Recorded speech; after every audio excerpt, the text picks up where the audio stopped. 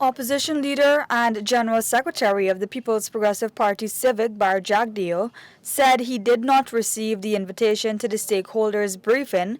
However, he has no regrets for not attending. I was invited to go to the activity. I did not receive the invitation because apparently it went to the office, and none of our MPs received the invitation to go to that, but I'm glad I didn't go. It was a PR stunt pulled by the government so they can have headlines like these, like this one you have in the Chronicle today. The Guyana government hosted a stakeholders briefing on the contract at the Ministry of the Presidency on Thursday.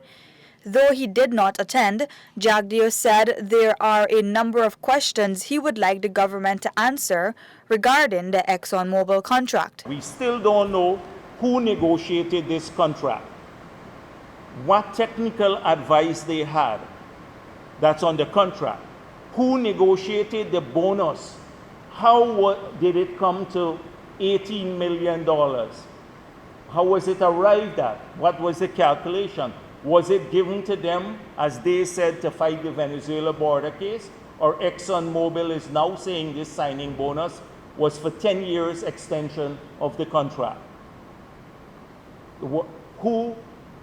They need to give answers to those questions. Confirmation that the signing bonus was received was finally made public by the press after repeated denials by the government.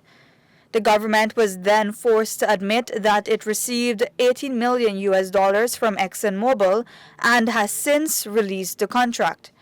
Meanwhile, the former president said he understands that ExxonMobil has a priority to make profits, but he contended that the Guyana government could have struck a better deal during the renegotiation of the contract. The contract was renegotiated, and at that time, the minister knew that we had $3.2 billion, 3.2 billion barrels of recoverable oil, and that the exploration offshore was yielding positive results.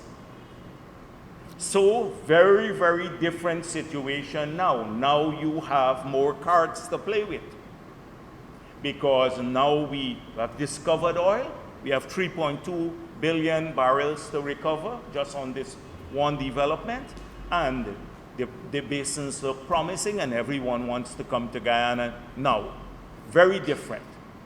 So what did he get for all of this? Now the negotiating power shifted to us. In March 2020, ExxonMobil and its production partners are expected to begin bringing up oil from 17 wells offshore Guyana.